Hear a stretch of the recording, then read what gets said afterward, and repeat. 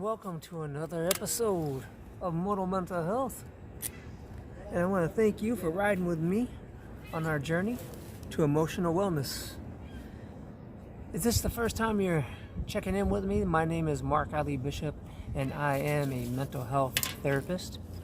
And today's episode is it's actually what I call my foundation to emotional mental health. And so it's actually it's three areas that I want to cover today. That is, I'm hoping that will be the start of you actually feeling better. And so what I want to do is talk to you about what I call SDE, which is sleep, diet, and exercise. So with most of my clients that I see, this is the very first thing that I want to cover. I need to find out what exactly is going on and with my clients. And sleep has a lot to do with how we feel. Our diet has a lot to do with how we feel. And exercising. So if you sleep like crap, you're going to feel like crap.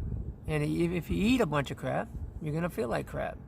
And if you don't do crap, well, I think you get where I'm going with this. So again, one of the first things I do when I'm meeting my clients is I'm going to actually start here. And so today with you, I'm actually going to start here as well. So I want to just dive in, and I want to start talking about the S, which is sleep. So there's been countless of research and studies done out there, and everyone talks about the 8-hour sleep. And I'm not here to haggle with you as far as how much sleep you should get, or how much sleep is right for you. But what I do want you to do is start thinking about how much sleep you actually need to actually get through the entire day with the energy that you need to complete your day. And so one of the things that I'm actually finding is, especially with the youth that I'm working with, is a lot of my youth are not getting the sleep that they actually need, and it's negatively impacting their academics, their social life. All their relationships are being affected.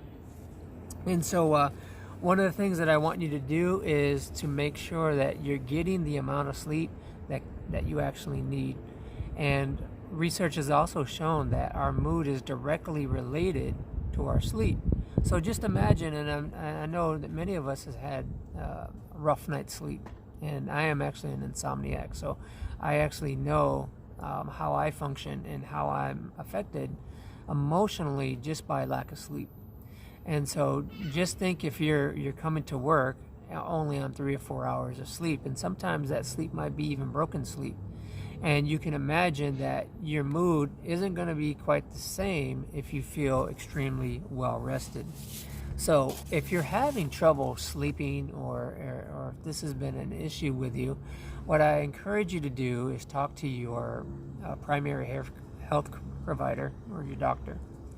Talk to them, because it could be it could be something medically, or it can be just something that we just kind of need to be a little bit harder on ourselves so we get our sleep. But I don't want to rule out any kind of biological or health factors as far as sleep. So if you are struggling with sleep, one thing that I want you to do is definitely check in with your doctor and just have that discussion. And you and your doctor can kind of talk about what you can do.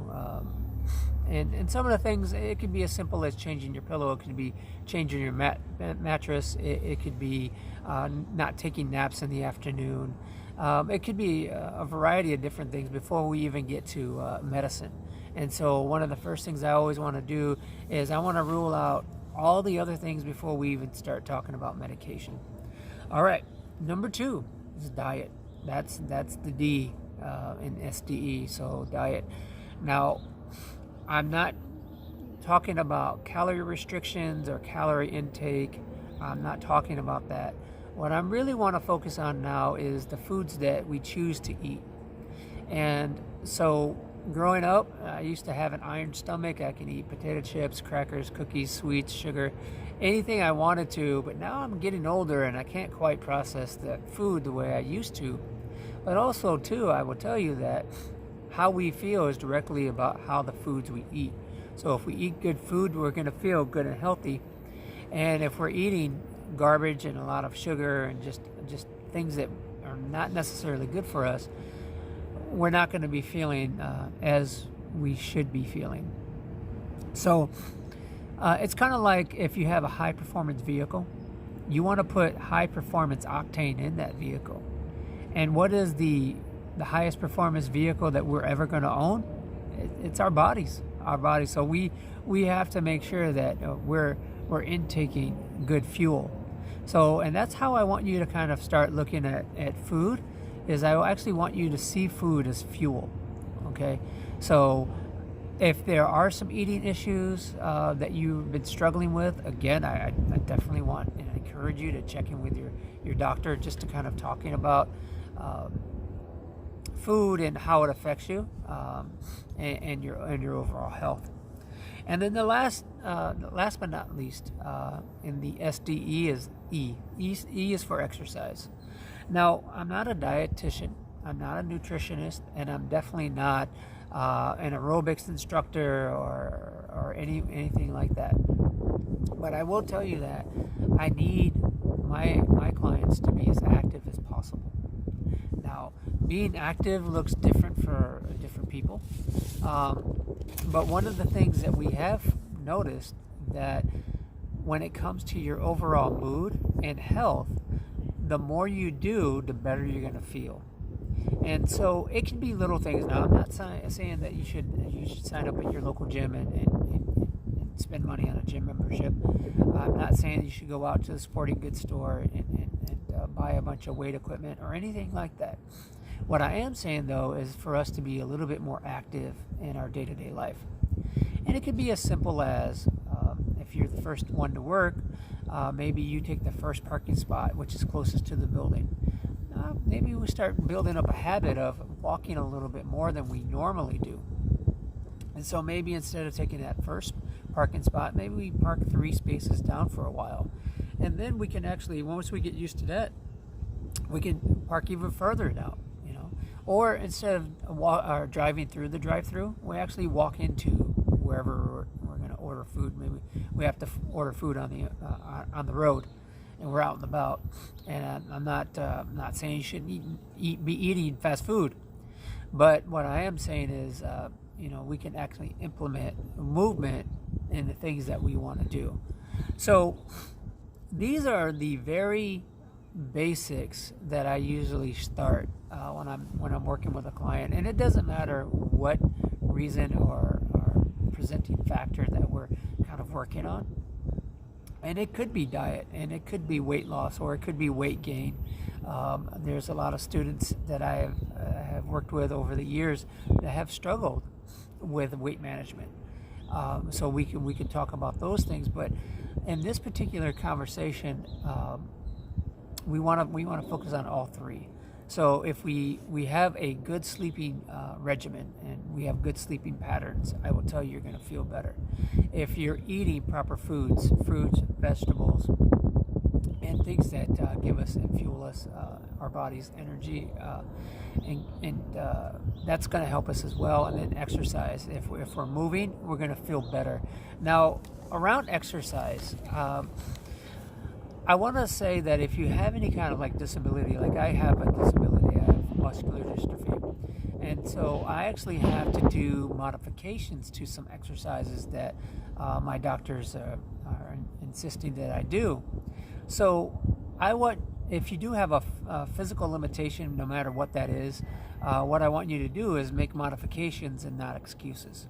Okay? Because a lot of times, even myself, I would make excuses of how I felt, and it would kind of talk me out of actually going out and doing what I needed to do for exercise. So I'll give you a perfect example. Many years ago, I started yoga, and I was really, really out of shape. I was really, really heavy. I had to lose a lot of weight. As I was losing a lot of weight, I had to build up some muscle strength that I had lost just by not being as active as I needed to be. So I wanted to take some yoga, and so I wound up taking a yoga class, but I couldn't do the standing yoga. So So there was actually a modification to yoga, which was chair yoga. So I started there. So I actually started doing some yoga in the chair, and it actually built my flexibility and my strength to a degree that over the next 6 months, I was actually able to do a lot of the standing yoga. And the more standing yoga I did, I was actually able to do quite a bit, if not all, of the yoga positions. Instead of in the chair, I was actually doing them standing. But then also, too, there were some modifications that I needed to do. And if you've ever taken a yoga class, I'm not saying you should, but if you ever did, there's a lot of people in different areas of perfection as far as perfecting their yoga moves and yoga styles. And so anyway, everyone's at a different level. And so there are modifications in yoga where they give you these like little foam bricks. And so maybe you can't reach down and touch your toes. So they give you maybe like a 6-inch brick. And instead of reaching all the way down to your toes, you actually just kind of reach down to the brick. And so there's some modifications. So that's all I'm talking about. If you can't bench press 220 pounds, I'm not saying that you should just jump into the gym and start trying to bench press 200 pounds. You want to slowly kind of build up our whatever limitations that we have physically. We want to slowly build them up. But we also, too, again, we want to use professionals who know what they're doing. When you're looking at diet, changing your diet, you may want to talk to a nutrition that knows how to kind of work around your diet, and there's a lot of things to kind of consider. So, and then when you join a gym membership, there's definitely instructors that you may want to make sure that you check in with, and make sure that if you're kind of free lifting weight, that maybe you have the right form and the proper equipment that you might need, just to make sure you don't injure yourself or hurt yourself. So this is where I normally start. When I first meet one of my clients, I always start. This is the foundation. This is before we start building on top of anything that we're kind of working on.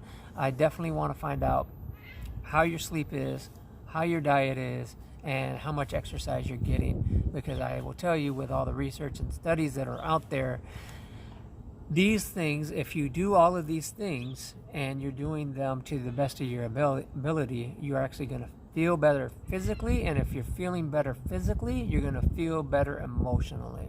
So that is it for today's episode. So just remember SDE, sleep, diet, and exercise. I want you guys out there to be thinking about what you can do to improve your sleep, your diet, and your exercise. So until we meet again, I want to thank you for checking in with me. I will please take care of yourself, because you deserve it.